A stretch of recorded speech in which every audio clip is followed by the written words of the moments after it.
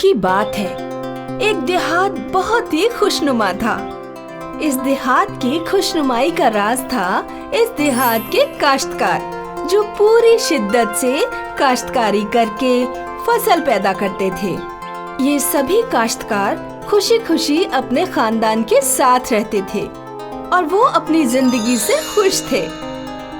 लेकिन काश्तकारी करना बहुत ही मुश्किल काम है।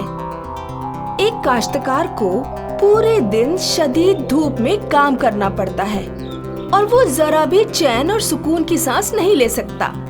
जमीन एकदम खुश्क होती है, जिससे पैरों में आंवले पड़ जाते हैं। और इन सब के बावजूद भी सभी काश्तकार खुश थे।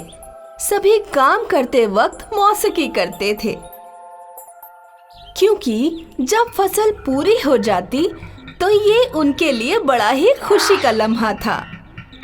लेकिन इस देहात में एक ऐसा काश्तकार भी था जो नाखुश था। उसका नाम था वल्लभ। अरे वल्लभ, ये साल तो बहुत उम्दा फसल होगी, तुम्हें क्या लगता है? हाँ, हम अपनी फसलों को फरोख्त करने के लिए बाजार साथ चलेंगे। ये सालाना बेइंतहा पैसा कमाएंगे। सारे काश्तकार बेइंतहा खुश हो जाएंगे। लेकिन इतनी शिद्दत मेहनत का फायदा ही क्या? सारा दिन हड्डियां चटकाते रहो। लेकिन एक काश्तकार की जिस्त के लम्हे तो यही है ना वल्लभ। जब तक हम काम करते हैं तो हमें बेइंतहा खुशी मिलती है। जो कहना है कहो। हाँ, ये लो, मेरी शरीके हयात भी आ गई। उम्मीद है कि आज कुछ लजीज बना कर लाई होगी। आज खाने के लिए क्या लाई हो आशा? खुद ही नजर करो। क्या? फिर से दाल रोटी और सब्जी भी लाई हूँ। और मिठास? हम तो रोज नौश फरमाते हैं। अगर आपको मीठे की तलब थी तो पहले इत्तला कर देते। कोई काम बेहतर तरीके से नहीं करती है। उसी वक्त आसमां में कुछ हलचल हो रही थी, जहां बादलों में जिनी नाम की परी रहती थी। उस दिन जिनी ने जमीन पर घूमने की ख्वाहिश की। उसने अपना सबसे खूबसूरत लिबास पहना और फौरन नीचे आ गई और जाकर बड़े बड़े दरख्त में निगाह हो गई, जहां से वो कुदरत की खूबसूरती का लुत्फ लेने लगी। ये जमीन कितनी खूबसूरत है। बादलों में बना मेरा घर इसके सामने कुछ भी नहीं। इन्हें काश्तकारी करते देखना अच्छा लगता है। ये लोग कितने मेहनतकश होते हैं। लेकिन उस शख्स को क्या हुआ है? वो परेशान हाल लग रहा है। जिंदगी कितनी मुश्किल और बदतर है। तुम इतने परेशान क्यों हो? हमारे पास सब कुछ तो है। वाकई हमारे पास कुछ नहीं है। हमें दौलत जब ही मिलती है जब हम शदीद मेहनत करते हैं। ऐ खुदा, काश कि मेरी जरूरतों का पैसा बिना काम किए ही आ जाता। ओह, बेचारा काश्तकार। लगता है इसने शदीद मेहनत की है, लेकिन इसे कुछ हासिल नहीं हुआ। क्या मुझे इसकी मदद करनी चाहिए? कितना उम्दा होता कि पैसे हमारे दरख्त पर ही पैदा हो जाते। बस इतनी सी बात। ये तो मेरे बाएं हाथ का खेल है। तो ये लो, आबरा कडाबरा। जितने भी तिलिस्मी ताकत है, उसकी तवानाई से आज से इस देहात के सारे पेड़ों से दौलत गिरेगी। ये सब देखने में बेइंतहा लुत्फ आने वाला है। मैं चंद दिनों बाद आकर देखती हूँ।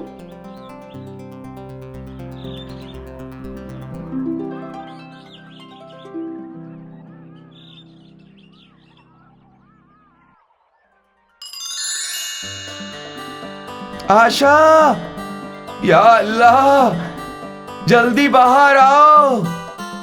क्या हुआ? ये सब क्या है? क्या तुम भी वही देख रही हो जो मैं देख रहा हूं?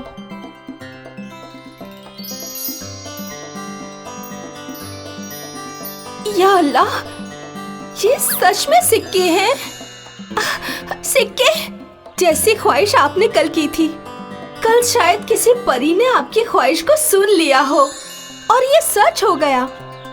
तो अब तुम किस बात के लिए मुंतजिर हो? चलो, ये सारी दौलत को हम इकट्ठा करते हैं। आ जाओ, संदूक लाओ।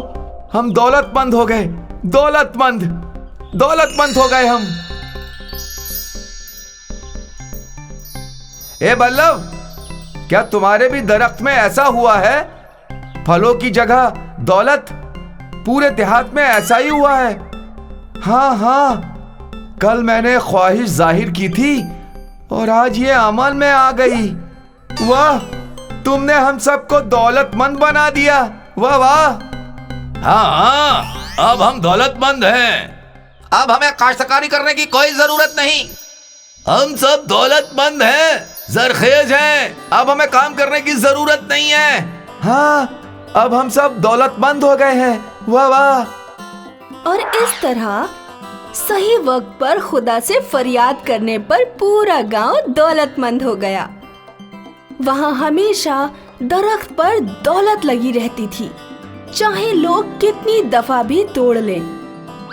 और चंद सालों में सारे काश्तकार इतने अमीर हो गए जिसका उन्होंने ख्वाब भी नहीं देखा था। अब हमें काश्तकारी करने की कोई जरूरत नहीं है। मैंने तो अभी अभी अपनी दूसरी कार खरीदी है, जो इस्तेमाल के लिए भी नहीं। अब हमें फसल पैदा करने की कोई जरूरत नहीं। मैंने सुना है कि देहात में एक नया फास्ट फूड रेस्टोरेंट खुला है, और सबसे कमाल की बात यह है कि हमारी दौलत कभी खत्म नहीं होगी। अब तो हमें अपने बच्चों को तालीम देने की भी जरूरत नहीं है। सब कुछ बहुत सुनहरा होगा। आपकी दुआ से पूरा देहात बहुत खुशनुमा हो गया है। अब किसी को भी काश्तकारी करने की जरूरत नहीं है। मैंने सुना है कि वो मेरा बुत बना रहे हैं। खैर, अब तो आपकी सारी ख्वाहिशें पूरी हो गई हैं। खाना कैसा है? खाना तो लाजवाब है, लेकिन खीर में मिठास कम है। ख्याल रखना कि अगली बार सही जगह से मंगवाना।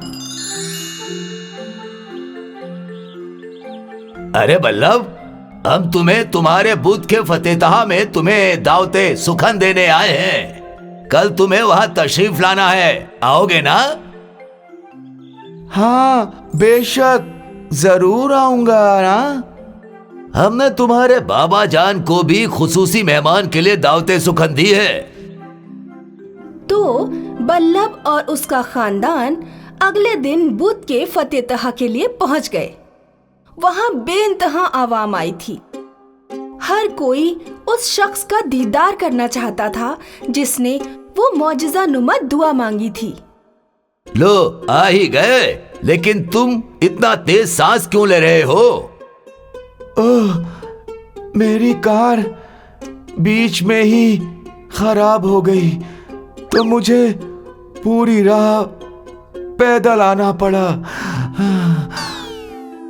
ओह, ये तो बहुत बुरा हुआ। आओ, तशरीफ रखो, कोई जाकर आप लेकर आओ।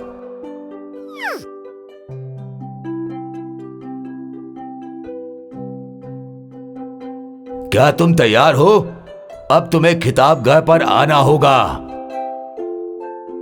ऊपर?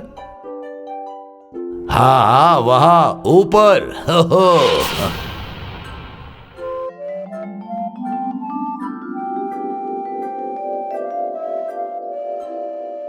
ओह, मैं तो पहले से ही बेइंतहा थकावट महसूस कर रहा हूँ। तुम्हारे बाबा जान भी तशरीफ ला चुके हैं।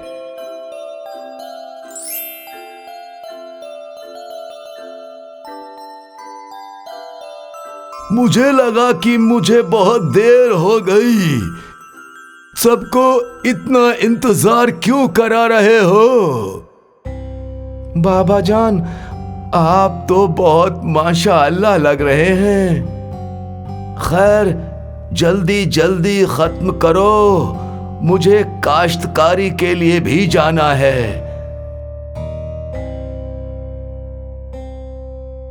तुम्हारा देहात सच में दौलतमंद दिख रहा है, लेकिन तुम इतने मोटे कैसे हो गए और इस तरह से तेज सांस क्यों ले रहे हो?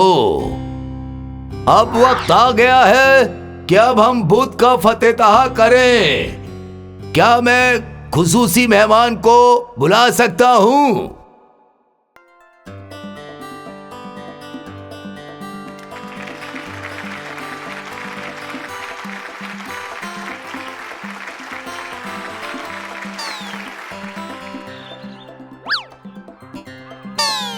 क्या तुम सच में वल्लभ हो? नहीं, इतना ज्यादा भी मत हंसो। ये कहावत तुम सबके ऊपर है। तुम सब दौलतमंद बन गए हो, लेकिन काम करना भूल चुके हो। और जो मेरे पैरे नजर है कि तुम लोग कितने मोटे और बदबख्त लग रहे हो। तुम इस तरह से और कितने साल जी लोगे? तुम्हारी दौलत किस काम की है? मुझे लगता है कि पहले की जिंदगी ज्यादा बेहतर थी। कम से कम हम तंदुरुस्त थे और कोई मर्ज भी नहीं था।